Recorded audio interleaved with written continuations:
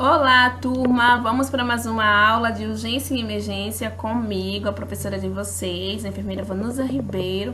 Pegue a caneta, o lápis e o caderno de vocês, façam anotações e, sem muita enrolação, vamos para a nossa aula.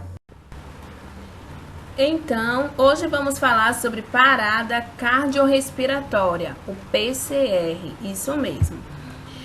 Lembrando para vocês que parada respiratória é a parada súbita, né, e inesperada dos batimentos cardíacos eficazes. Então, o que isso quer dizer? Quer dizer que na verdade, a parada cardiorrespiratória ela é súbita e também inesperada.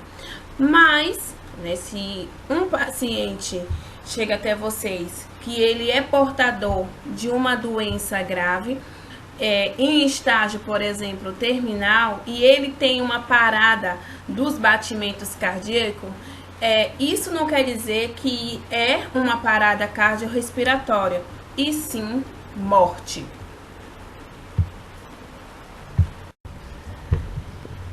Clínica. Então, assim, o principal sinal de uma PCR é a ausência do pulso carótido palpável. Nos casos de PCR intra-hospitalar, são cerca de 30% dos casos se dão por fibrilação ventricular e o restante é por assistolia ou atividade elétrica sem pulso. Quando a gente fala, né, de assistolia ou atividade elétrica sem pulso, nós estamos falando de presença de um ritmo no monitor cardíaco, né, que, digamos assim, que não é capaz, né, de gerar um batimento cardíaco eficaz, ou seja, de pulso. Então, este, né, é o principal mecanismo de uma parada cardiorrespiratória intra-hospitalar. Então, para que seja, né, uma atividade elétrica sem pulso, o ritmo, gente, ela deve apresentar um complexo de QRS, digamos assim, de aparência normal, ou até mesmo, né, um ritmo sinusal sem a presença de pulso palpável. Deu para entender isso aí? Já nos casos de PSR extra-hospitalar, que a grande maioria, digamos assim, até mais ou menos 80%, né, dos casos, a PSR se dá por fibrilação ventricular e atividade elétrica sem pulso, né, e a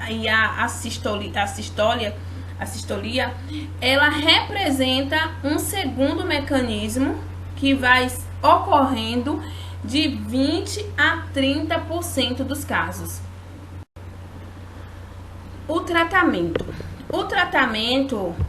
nós falamos que é a abordagem ao paciente, que o tempo entre a parada cardiorrespiratória e o início das manobras de ressuscitação é o fator, gente, fundamental, né, no prognóstico do paciente.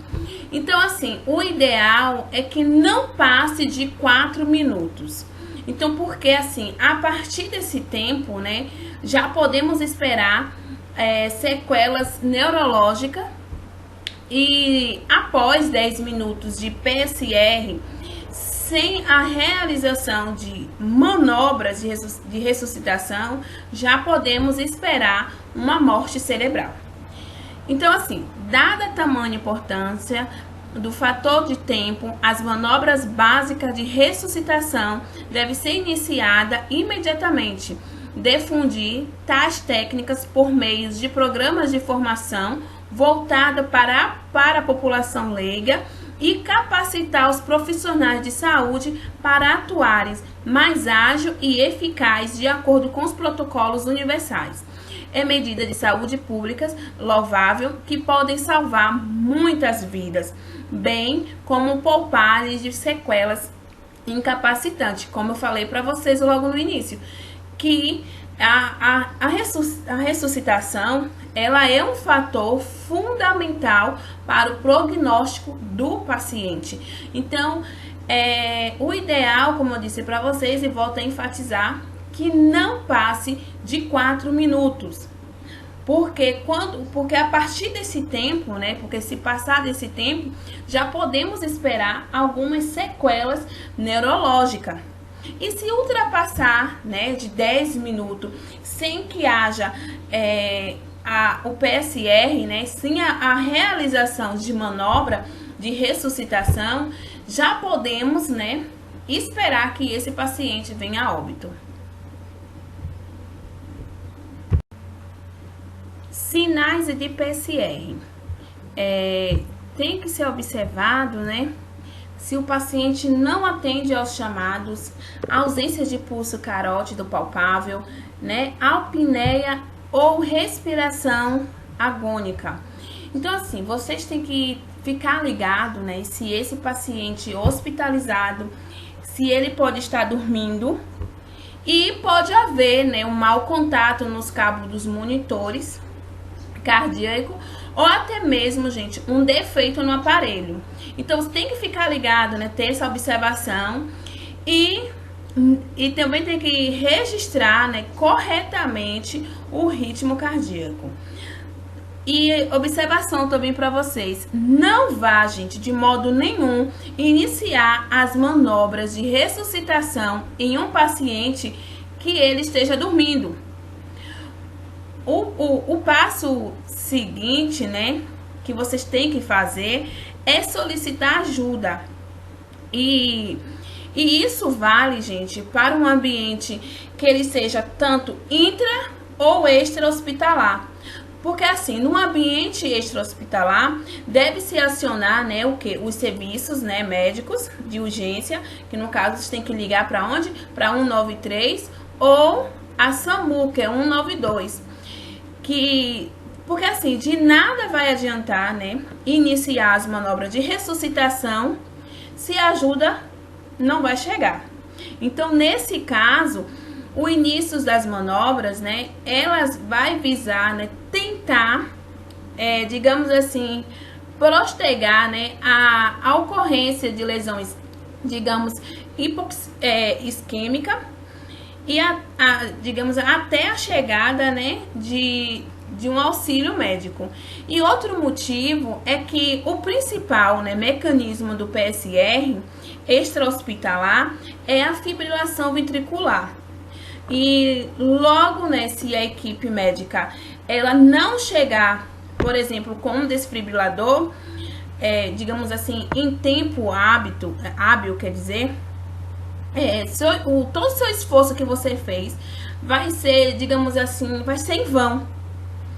Já no ambiente intra-hospitalar, também é importante, né, solicitar, gente, ajuda, né, que ela vai se resumir, digamos assim, né, na equipe de saúde, que ela é treinada, né, e vai providenciar o material necessário, que é o carrinho, né, de parada.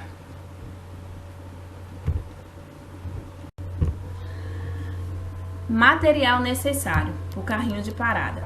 Tem que ter desfibrilador, ambu com máscara, o laringoscópio, né, com pilha, o tubo endotraqueal de diversos tamanhos, material para aspiração, também drogas como adrenalina, atropina e também material para o acesso venoso, que é o gelco, né, o catéteres, seringa, o equipo e também o soro.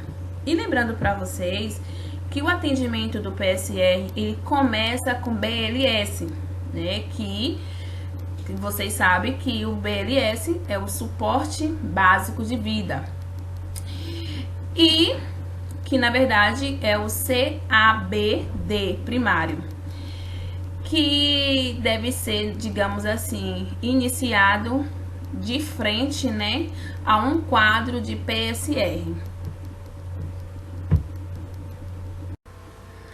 Então, vamos agora, né, para o CABD primário, para vocês entenderem que o C que é a circulação, que é a compreensão, né, do tórax, que é a massagem cardíaca externa, e deve causar uma depressão no tórax de aproximadamente de 3 a 5 centímetros. Porque, na verdade, vai visar, né, gente, comprimir o próprio coração, impulsionando, né, digamos assim, um volume de sangue para a circulação sistêmica. E deve ser realizada, digamos assim, alternadamente com respiração, ou seja, com ventilação com umbu, né, na proporção de 15 massagem para 15 ventilação, certo? Depois vem que é vias aéreas, que elas podem ser, né, conseguida com elevação do mérito e extensão cervical, e tem que observar, gente, se há alguma obstrução, ou seja, se esse paciente tem prótese dentária, algum corpo estranho, né? Então, nesse momento, não deve ser realizado um caso de intubação endotraqueal, certo? A B, que é respiração, que é ventilação com umbu e máscara. E se for possível, você deve acoplar, né, o umbu, tipo com a fonte de oxigênio, e tem que observar se tem alguma extensão do tórax e fazer duas ventilações e observar se o paciente vai voltar a respirar. Se um caso isso não ocorrer, você tem que voltar a ventilar com umbu e passar para uma fase seguinte. D, que é a desfibrilação. A desfibrilação, gente, é a única medida, né, que é capaz de reverter, né, uma FL ou uma TV, se o desfibrilador ele não possuir, digamos assim, um monitor cardíaco. Tem que ser logo providenciado, porque ele é essencial, né, para a monitorização do paciente. Então, vamos lá. Se o ritmo do monitor for FV ou TV, deve-se proceder, gente, no caso, a desfibrilação. Se for assistolia ou ASP, aí tem que passar direto para a CLS, que é o ABC, né? O ABCD secundário. E, digamos assim, e se, né, o primeiro choque tem que ser 200 J, né? 200 Jas. Não tem que retirar, né, as pás do desfibrilador do tórax do paciente. E tem que observar se vai permanecer, né, a FEV ou a TV. E fazer, no caso, o segundo choque. O segundo choque é 300 J, né, que é o 300 volts, né, e é mais forte. Não deve retirar as pás do desfibrilador do tórax do paciente e tem que observar se vai permanecer em FV ou TV. Aí faz o terceiro choque, que já é 360 já, né, que chega ao ritmo e o pulso. Aí, no caso, tem que retirar a pás do desfibrilador. Se, no caso, não houver sucesso, aí passa para o ABCD secundário.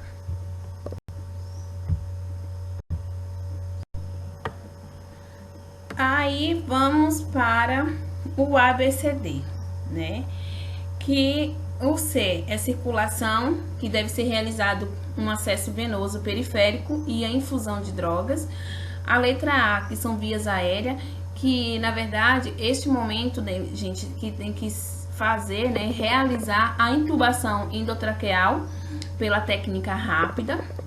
E a letra B, que é respiração, que ela continua sendo feita com umbu. E na B, na respiração, tem que verificar, né, e fixar o tubo endotraqueal. Porém, a ventilação, ela é feita, gente, de forma, digamos assim, que ela não sincronizada com massagem, que é uma cerca de 40 vezes por minuto. E D, que é o diagnóstico diferencial.